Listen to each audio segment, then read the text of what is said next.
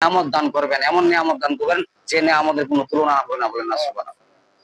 বান্দা বলবে যে হায় আফসোস, দুনিয়ার বেকার যদি আমি আর একটু ভালো কাম করতাম, আর একটু ভালো পথে যদি চলতাম। বিশ্ব নবী, মানবতার নবী জনাবে মুহাম্মদ রাসূলুল্লাহ, আমরা সকলে বলি সাল্লাল্লাহু আলাইহি ওয়াসাল্লাম, আল্লাহুম্মা সাল্লি সালাতান কামিলান ওয়া সাল্লি সালামান আলা মুহাম্মদ। একটু আওয়াজ করে সকলে বলি সাল্লাল্লাহু আলাইহি ওয়াসাল্লাম। কোন বান্দা যখন কোন একটা ভালো কাজ করে, করার পরে ওই ভালো কাজটা করার পরে যদি কেউ যদি বলে যে আমি এই ভালো কাজটা করলাম, এইভাবে যদি মানুষকে বলে বেড়ায়, যদি বলে এবং কি যদি ভিতরে যদি কিছু কিন্তু রাখে, বলা হয়েছে, তাহলে কি হবে? আল্লাহ ওই কথা কোরআনে বলতেছেন। আল্লাহ বলতেছেন ইয়া আইয়ুহাল্লাযীনা আমানু লা তুবতিলু সাদাকাতিকুম বিল মান্নি ওয়াল আযা। আল্লাহু আকবার। আল্লাহ বলতেছেন ইয়া আইয়ুহাল্লাযীনা আমানু, হে ওই সমস্ত লোকেরা যারা তোমরা ঈমান এনেছো। ঈমান এনেছো বলতে কি বোঝায়? কালেমা পড়েছো, মুসলমান ঘরে জন্মগ্রহণ করেছো। লা তুবতিলু, তোমরা বাতিল করে দিও না সাদাকাতিকুম, তোমাদের সাদকাগুলো বিল মান্নি ওয়াল আযা, মানুষকে কষ্ট দেওয়ার দ্বারা এবং মানুষকে প্রকাশ করার দ্বারা দেওয়া। মুফাসসিরগণ ব্যাখ্যা লিখছেন, এই আয়াতের ব্যাখ্যা লিখতে যায় লিখছেন মুফাসসিরে জমহুরে উলামা কেরামগণ ব্যাখ্যা লিখছেন এইভাবে যে আমি একটা আল্লাহর ঘরের কোনো ভালো একটা কাজ করলাম, করার পরে যদি আমি যদি বিল মান্নি ওয়াল আযার ব্যাখ্যা এইভাবে লিখছেন, বিল মান্নের ব্যাখ্যা এইভাবে লিখছেন যে আমি মানুষকে বলি যে আমি এটা কাজ করলাম, ওইটা কাজ করলাম, আল্লাহর নিয়ত কিন্তু করছে, তারপরও যদি মানুষকে বলে, বলার কারণে ওর সওয়াব আমলনামা থেকে কাটা কর্তন করা হবে। আবার আল্লাহর নিয়তে যদি কোনো কারো একটা ভালো কাম করে, সদকা, সদকা শব্দ তো কি বোঝায়? মানে ভালো কাজ করা। সদকা, আপনি একটা মানুষকে মানুষের কথা দ্বারা একটা উপকার করে দিলেন, এটা একটা কি সদকা হয়। টাকা পয়সা এটাও সদকা। মানুষকে কোনো একটা লাইনে উঠাই দিলেন, মানুষকে কোনো ভালো কাজ করলেন, এটা কি বলে? এটা সদকা। আর এই সদকাটা বাতিল হবে দুইটা মাধ্যমে। একটা মাধ্যমে বাতিল হবে যদি আপনি মানুষকে যদি বলে বেড়ান যে আমি অমুক কাজ করছি, অমুক ভালো কাম করছি, তাহলে আপনার সদকা বাতিল হয়ে যাবে। আর আজার ব্যাখ্যা লেখছে কষ্ট দেওয়া দ্বারা, তার মানে কি আপনি ভালো কাজ করার কারণে, আপনি বাড়তি বলার কারণে আপনার পারিশ্রমিক দেওয়া হইলো, আপনার সদকা অটোমেটিক অটো বাতিল। যার কাছে পারিশ্রমিক দিচ্ছেন সে আপনার কাছে আপনার সদকা কিনে নিয়ে নিছে। এই জন্য ভালো কাজ করার সময় আমি যে আল্লাহ পাক যে আমাকে নিয়ামত দান করেছে, আমি যে ভালো কাজটা যে করতে পারলাম, এটা আল্লাহ সন্তুষ্ট। বান্দার কলবের সাথে কার কলবের সংযোগ আছে বলেন দেখি? আল্লাহ তাআলার সংযোগ আছে। আল্লাহ তাআলা বান্দাকে বড় ভালোবাসেন। কেন ভালোবাসেন? আল্লাহ পাক বলেন যে তোমার পবিত্র মুখ জবানটা আমি আল্লাহ দান করেছি, এই জবান দিয়ে কেবলমাত্র আমারই প্রশংসা করো এবং আমারই আনুগত্য করো, বলেন না সুবহানাল্লাহ। এটা ভয়াবহতা। বান্দা যখন অগ্রসর হয় কোন একটা ভালো কাজের দিকে, আল্লাহ পাক আরো ভালো কাজ করার জন্য আরো সোজা রাস্তা তৌফিক দেন, বলেন না সুবহানাল্লাহ। আর বান্দা যখন ভালো কাজ করার পরে আর মানুষকে বলবে এটা আমি করলাম, ওইটা করলাম, সামনে যে আরো ভালো রাস্তা আছে ওটা আল্লাহ তাকে দান করবে না। কেন দান করবে না? এত বলে বেড়া আছে মানসিক নিয়ামত, এটা কেমন একটা নিয়ামত, কারণ এর মাইনা তো আল্লাহ পাক আপনাকে দিবে। আর যার যার যতটুকু যোগ্যতা আল্লাহ পাক সেই জায়গায় নিয়ে পৌঁছাবে, ঠিক না বলে? আপনার ভিতরে যদি জিরো যোগ্যতা থাকে, জিরো কাজে যাইতে পারবেন, হিরো হতে পারবেন। আর যার যোগ্যতা হিরো, সেই হিরোর কাজ যে কোনো পন্থা হোক আল্লাহ তাআলা হিরো জায়গায় নেওয়া হবে। আমি আপনাদের সামনে যে আয়াতে কারিমা তেলাওয়াত করেছি, সূরা আলা, 30 পারার মধ্যে অবস্থিত এই সূরা। এই সূরা মক্কায় নাজিল হয়েছে। কোথায় নাজিল হয়েছে? মক্কা। নবীজির জিন্দেগি কয়টা জিন্দেগি বলেন দেখি?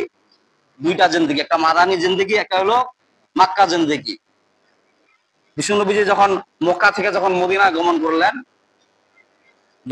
তখন যে সূরা নাজিল হয়েছে সেই সূরাকে কি বলা হয়? মাদানী সূরা বলা হয়। আবার যখন মদিনা থেকে যখন মক্কায় গমন করলেন, আবার মানে কি জন্মভূমি কিন্তু বিষ্ণু নবীজির কোথায় বলেন দেখি?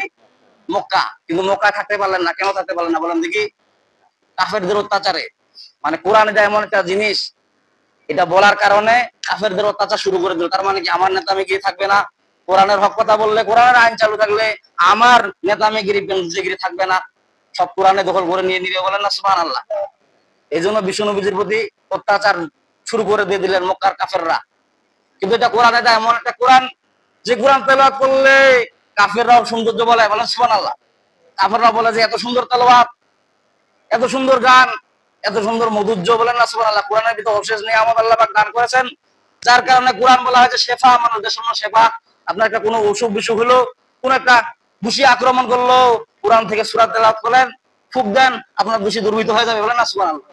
এবং এই কোরআন শুনলেও মজা, কোরআন কি করলে মজা। এই যে রমজান মাসে কত খতম তারাবি, ছাত্ররা যে খতম তারাবি পড়ে, শুনতে কত রকম মজা, আনাকুম ইনাকুম, ঠিক কিনা বলেন। আবার যখন কায়দা আমপারা পড়েন, এর মধ্যে কত সৌন্দর্য মাধুর্য, ঠিক কিনা বলেন।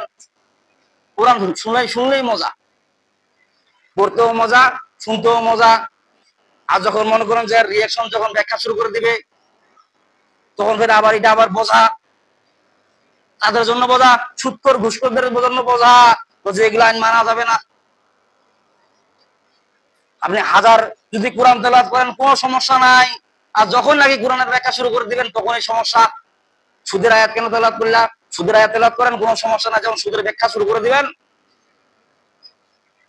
রিয়াকশন শুরু হয়ে গেল, হুজুর এটা আবার কি কয়েছে, তেলাওয়াত করছে এটাই তো ভালো আছিল, গানটা যে কইল হুজুর গানটা তাই তো ভালো আছিল, কিন্তু গানের ব্যাখ্যাটা কেন করিবে আগে।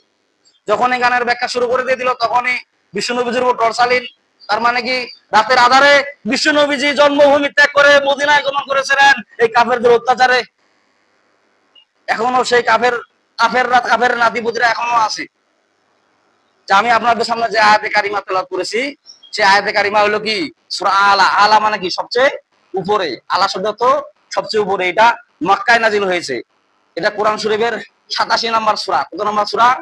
87 নম্বর সূরা। কোরআন শরীফের মধ্যে কতগুলা সূরা আছে বলেন দেখি? 114 খানা সূরা আছে। 114 খানা সূরা। আবার 114 খানা সূরার মধ্যে আল্লাহ পাক কি করছেন, 6666টি আয়াত দিয়ে দিয়েছেন, বলেন না সুবহানাল্লাহ।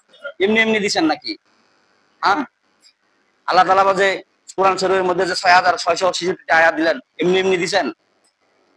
বান্দা আল্লাহ পাক বলতেছেন যে ওয়াতাম্মাত কালিমাতু রাব্বিকা সিদকাও ওয়া আদলা। আল্লাহু আকবার। আল্লাহ ওয়াতাম্মাত কালিমাতু রাব্বিকা সিদকাও ওয়া আদলা। আমি কোরআন শরীফের মধ্যে ন্যায় ইনসাফ দিয়ে আমি কোরআনকে পরিপূর্ণ করে দিয়েছি, বলেন না সুবহানাল্লাহ।